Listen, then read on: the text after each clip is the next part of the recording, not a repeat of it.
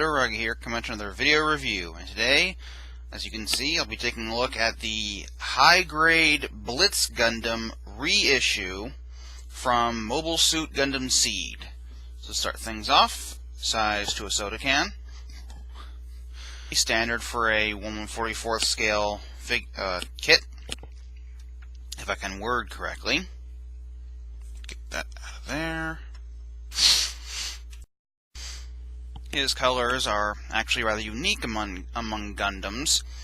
He is mostly black with a bit of a very light purple, a little bit of red, and some yellow, as well as some stickers here and there to bring out other details. He's also very dusty.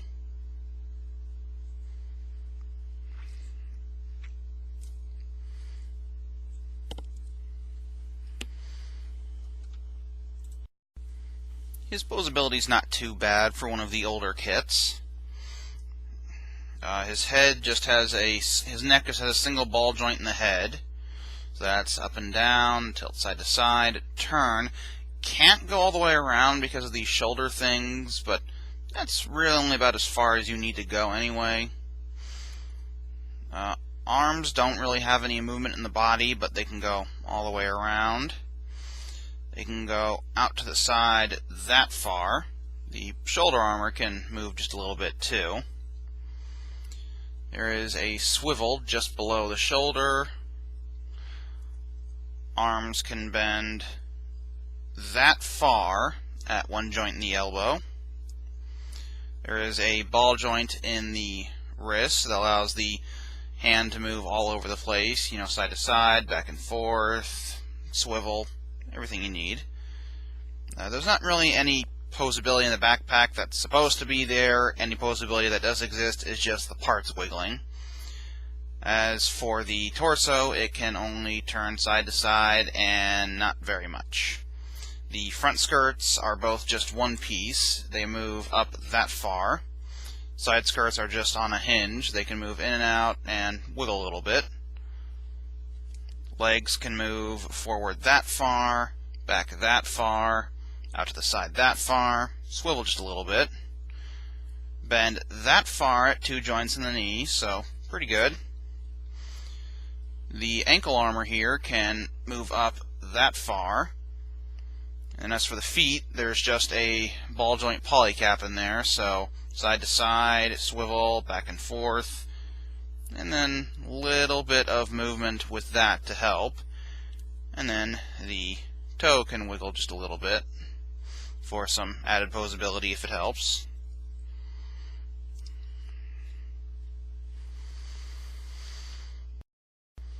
As for accessories, he isn't bursting at the seams with them like some kits, but he does have a few. He has this grappling hook rocket launcher thing,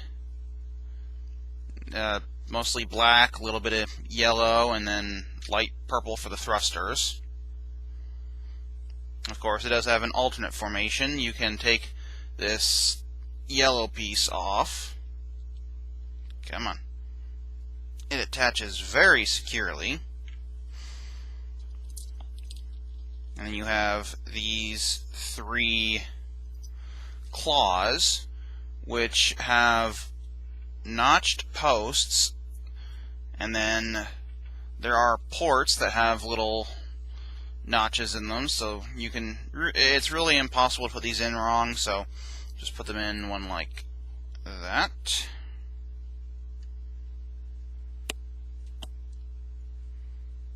Come on. I say it's impossible to put them in wrong, and then I put them in wrong. Because, that's what happens when you're filming reviews.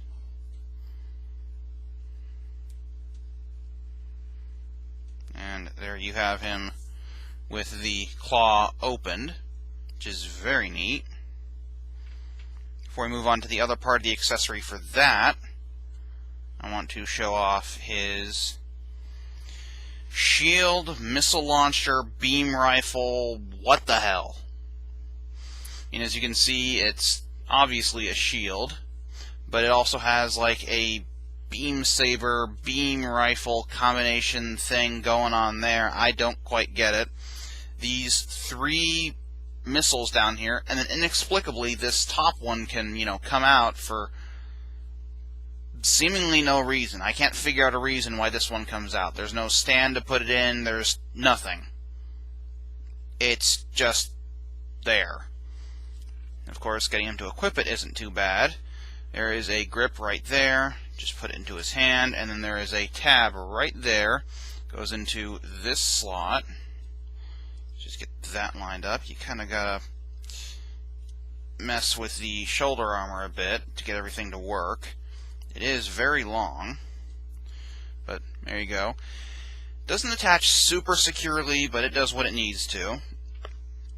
Now there is another set of accessories that goes with that grappling hook, or grappling rocket, I guess.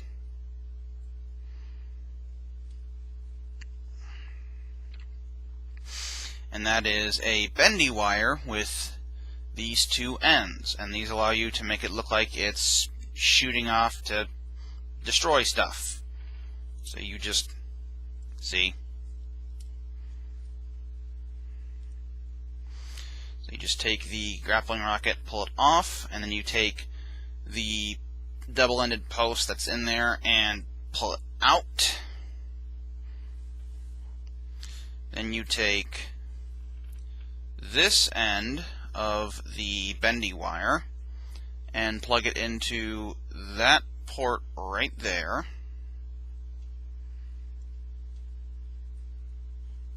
Come on. It's a very secure fit. And then there is this larger post here that goes into the port on his arm.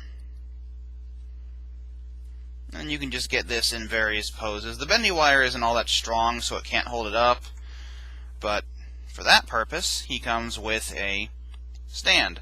And this stand is just all black plastic, but there are these grooved sections here which are grooved to match the blades or wings or whatever.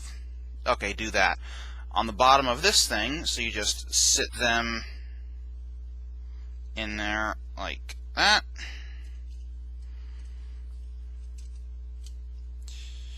And now you can look like he's firing this off to go hurt someone.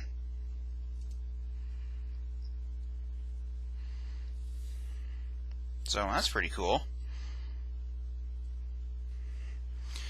Of course the stand, stay, darn you. Of course the stand is so, flimsy that depending on how you have the bendy wire, it kind of makes things go all weird.